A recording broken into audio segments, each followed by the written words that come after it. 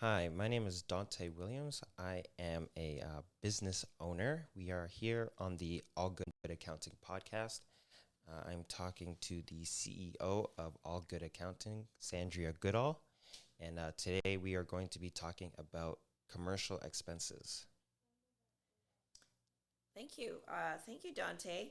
Yes, one of the expenses that most small business owners do not fall under would be the commercial expenses, and so we're speaking more so to those businesses that operate out of a owned property or a rented property, and usually larger companies who have had years of commercial business expenses. And so I'm excited today to discuss these expenses and bring and highlight to them so that we can learn and know more about them.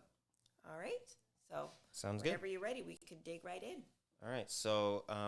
First on the list we have insurance. Insurance. Oh, yes. So, yes, um, insurance on your commercial building and Mm-hmm. or your machinery that you use within your business Okay. is one of those expenses that definitely would be applicable whenever you have a building that you work out of for business purposes. Um, and again, you have you one of the things that I say to business whenever you're looking at your insurance for your business, it's like you pay insurance on your home. This is the same thing for the building in case there are unfortunate accidents that may happen. Make sure you do have a good insurance company that covers what you're looking for, and that will pay you what what is needed to replenish your business or renew your business back to where it was. And then, of course, if you have heavy machinery that obviously you use to manufacture things, if you're in a manufacturing company, your machinery, making sure that they're insured is very good, because in case of them breaking down and they cost you so much money, Yeah. insurance can easily come and fix them. All right. I don't really have any questions. I feel like insurance is kind of straightforward when it comes to the commercial stuff. Mhm. Um, I may but want to add one thing. go for it. Yeah, Yeah. with machinery, um, you know, machinery insurance really is, you want to make sure with the machinery that it's not like an overall general insurance. Make sure it's a specific insurance for the machinery, because we want to Okay. make sure that if that machine breaks down, because again we're talking about heavy equipment here Yes. and things like that, so make sure the insurance you get is mainly for that. Okay. So would this be more of an insurance for a specific machine rather than all the machines in general? Like, Right. say you have a unique type of machine that serves like a specific function, you would get insurance on that one specific machine rather than I have a factory, all these machines are Right. insurance. I guess that would be under the commercial building, right? Yes, like yeah, Okay. building inside, Would right? So would cover the whole factory as an yeah, example. Okay. and you have machines that are family machines, like so say for example your company like John Deere that does like that has these big tractors, so you may have different tractors that did do things, right? Mm-hmm. So maybe those family of tractors would Okay. be under that machinery, and different equipment family of machines Okay. Okay. that It is kind of categorized like by machine type or machine yeah, function. the different machinery. So just Okay. want to make sure people are aware of Okay. that every machine has its own specific Okay. insurance. Okay. Next here we have interest expense. Hmm. Can we talk a little bit about that? Yeah, sure. So interest expense is one of those ones that people tend to, forget. you know, you have first of all, you buy this item, Mm-hmm. and obviously, you may not have bought it outright. you owe money on it and you pay interest. Yes. And so you buy a building and you mortgage the building. So the mortgage interest, you know, the loan that you pay, you incur interest on it. So make sure you record those interest expenses, because a lot of times we forget, and those are a lot of money when you look into it for the year. Yeah. You pay so much on these interest expenses, and you don't tend to recoup them. So look into the loans that you have on even the land that you purchase for your business, right? Yeah. Again, you're paying interest. Yeah. Equipment that you buy, again, when you don't pay for it outright, you may have a loan on them. Make sure you adjust for and include those interest expenses. Interest expenses can also relate to, and again, if you use a specific, and now I'm just branching off here, but if you use a specific Visa card to buy these, the interest on those Visa cards for not paying it off would be also applicable here. Now, would all the interest be accumulated into one sum total, and then that would be interest expense, or is it interest expense per purchase, right? So maybe you have two buildings, they might have different interest rates. So do you have to, obviously there will be an amount per building, but do you just add them all up and then calculate it that way, or is it per building? Good question. Yeah, so when we're looking at our financial statements at the end of the year, what anyone will be looking for is just that total, that one number. Okay. Of what the interest expenses would be for the year, right?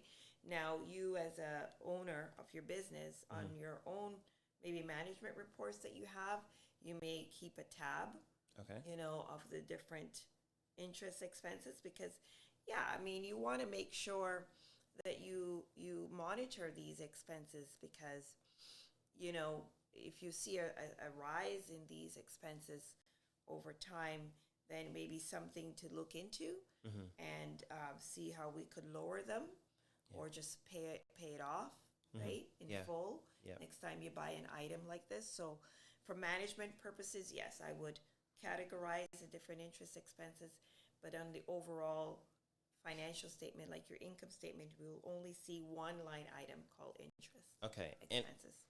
And I just had a question.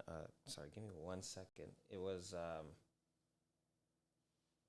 That's okay. We could always come back. We'll come back. Okay. Yeah.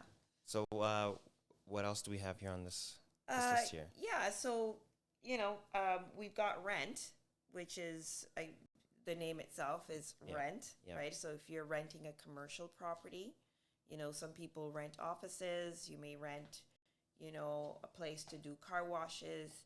You may rent a place to hold your equipment, storage, all of these stuff, rent.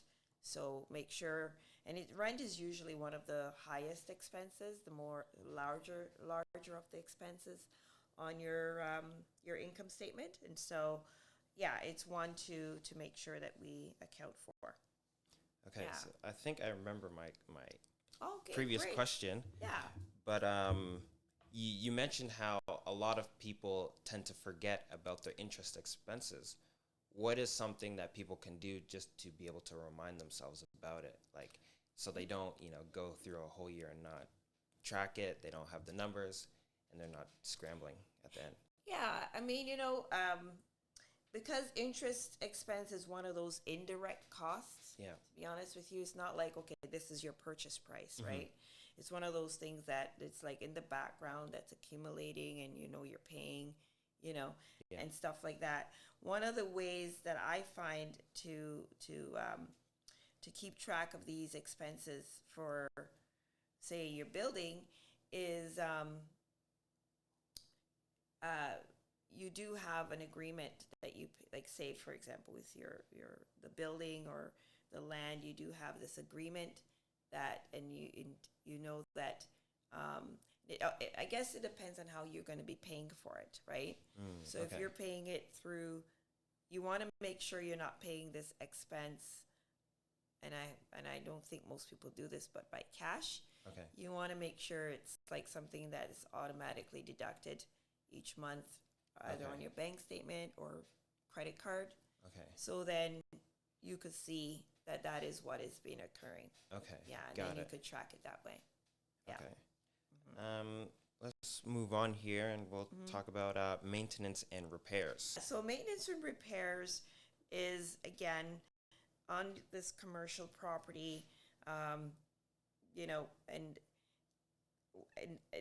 with this, it's like mainly if you own this place, this space that you're working on, like you're working out of.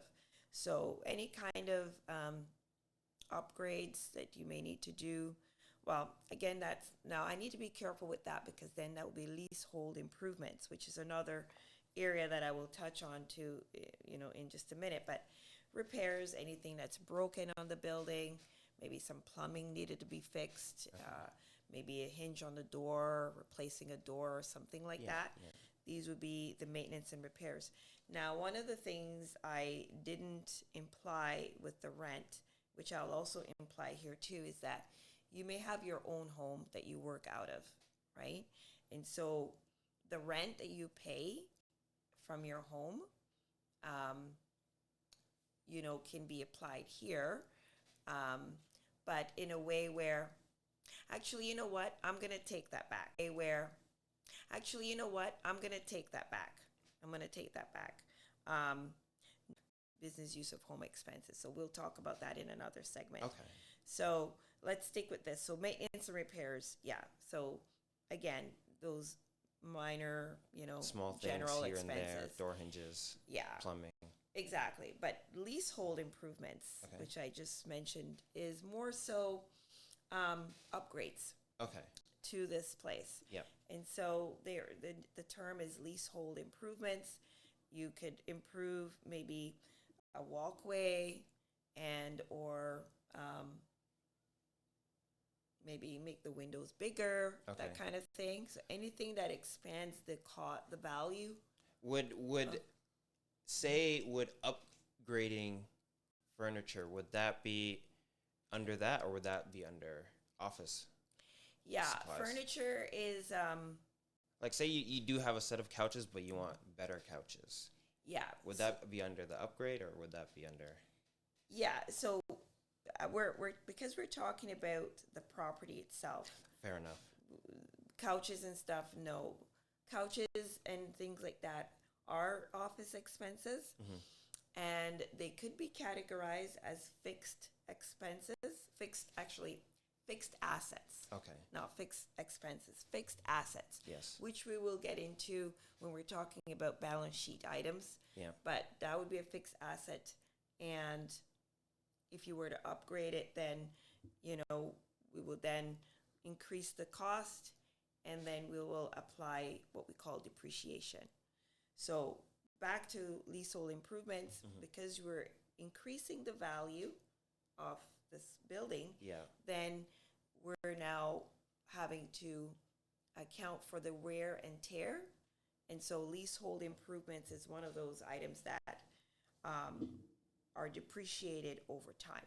Okay. Which I'll explain what depreciation is. Just generally, it's the wear and tear on your items that you own, and those are formulas. There are formulas in place to do that, accounting formulas. CRA have their own guide to do this as well, and we will discuss that in another section. But leasehold improvements, we have to be careful with that, especially when we're dealing with maintenance and repairs. Yeah. All right. Let's talk a bit about property taxes. Sure. How do those kind of show up for our commercial expenses? Sure. So again, if you own this property, property taxes, right? So just like any building or home that you own, this is a general government expenses that you either pay on a quarterly basis or however you're paying it, depending on the agreement you have with your bank. And so, yeah, it's usually something that is calculated for you, and you pay that at the end of each year, or however you pay it. Okay. And lastly, here we have utilities for our Yeah, commercial expenses. sure. So utilities include, again, this is, again, you own this commercial building, so you could be paying for the water, the heating, the electricity. Those would be considered the utilities. Okay. And so all those costs that you pay on a monthly basis to maintain the operation of the building under this utilities category would apply to this. And again, um, this is when you own the building, Okay. right? Yeah. We do have utilities and property taxes and maintenance repairs that can be what you call, be proportionate in cost, and that's if you're just renting part of it, of a place, and you use the other part for other non-business related items, or if you operate from home, which we will get into in another episode. Okay. I think we'll end it there. Or did you want to keep going? Yeah, we could touch on other expenses. Sure. Yeah. Yeah. So the other expenses are expenses that don't really have a category, Okay. and they're there, but they're also very important. So we could go through those. Sure. Let's go through the. So these would just be like the miscellaneous Yeah. expenses. Okay. Yeah, yeah, yeah. So the first one we have is what we call fuel costs. Now, when we hear fuel costs, everybody's thinking about, those are motor vehicle costs, aren't they? Well, yes, we have fuel costs for motor vehicle, but the fuel costs we're talking about under other expenses here are the ones that are used with it that outside, except for motor vehicles. So some of your machinery that you use in your business and equipments do have a need for fuel. So those costs that you incur to to purchase the fuel for those equipments and machinery, then these would be where you record those fuel costs. Okay. Yeah. So that's one of the items we want to make sure we do not mix or confuse with motor vehicle Okay. fuel costs. And of course, that will be clearly identified Yeah. when we're looking at that particular expense for motor vehicle. Yeah. And then we also have capital cost allowance. Okay. Now, this one is not, unless you're in the accounting world, most of the time your accountant would be the one that would record this particular expense for you, because it has to do with the depreciation classes that CRA would apply to your equipment and fixed assets that you own within your business. And so your accountant will be familiar with the CCA claims rates that are applied. And so at year end, your accountant would, they would have their worksheet. They would work with, if it's a continuation of year every year for these particular expense. If it's a new one, then they would, again, depending on accounting rules and regulations and the CRA rate, this particular item is filled in. I can and will, during another episode, show you and give you an example of how CCA is claimed in a business. Okay. And how it's claimed in the accounting world, and how it's calculated also for Canada Revenue Agency. Okay. And what about convention expenses? Yes, convention expenses is also one of those expenses that do not fall in in the specific ones that we spoke about. So it's grouped under the other expenses. And conventions are like big events within your industry. So I know within the accounting industry, they have these big events for all accountants to come to to learn about the latest apps, to learn about the new rules, to learn about anything that's new and upcoming, or any event that's really important for accountants. And so, you as a business owner is allowed to write off two of those expenses a year, and those expenses include fees. They include accommodation. They include the meals that you pay. They include the tickets that you buy to go to these things. And so you're allowed to write off the whole thing. And there's no limit on this one for the convention. Like, and you said food and accommodations also. So long as it's covered. related to that particular convention. And say if you're a vendor at one of these conventions, is that also covered? Because I know sometimes you do have to pay like a table fee, right? Would that also be covered in that for expenses as well, or just attendance? Well, okay, so with the, I wouldn't put that under, I mean, yeah, so depending on what you do at these conventions. So the convention I was speaking to is if you were to go there as a spectator. Okay. Right?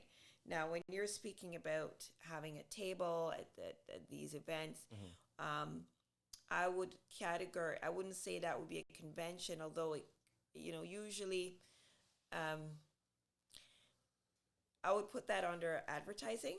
That's what I was kind of thinking, because when you're there, you do have your sign and all that stuff. So it's kind of advertising, but it's advertising in a convention. So I wasn't sure where. Yeah, I know it's one of those. It's kind of again, you gotta use your accounting gymnastics to work that out. Okay. So again, those fees, and then if you do that part, then I would include those, like whenever you have the table costs and any costs incur with that, I would put that under advertising expenses. And sorry, just one more question about this one. You said max 2 a year. Yeah. Is that 2 conventions, or if you send 2 employees to one convention, does that count as 2?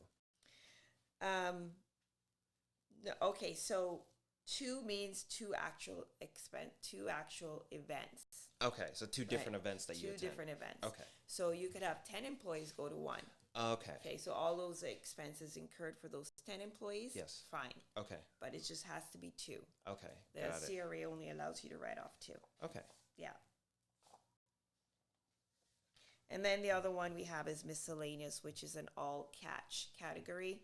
So if you have an expense like maybe, your dog as a security, or if you have to buy a leash for it, you have to put up cages for something, it's just expenses that fall outside of the regular category of expenses that we discussed earlier would fall under miscellaneous. So if you're like an actor and you have to get wigs, or if you have to get like,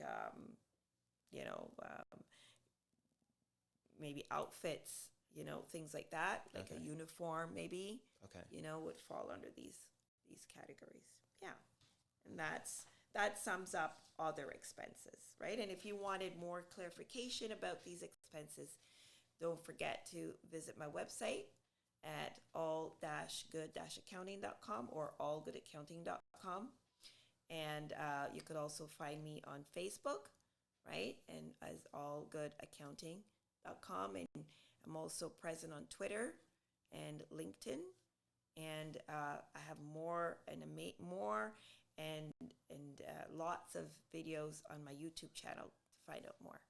Awesome. Thank you so much. And I hope the listeners enjoyed this episode. I feel like this one was very in-depth. We covered a lot of topics, and I thought this one was really good. So thank you so much. Thank you. It was a pleasure. Likewise. Okay.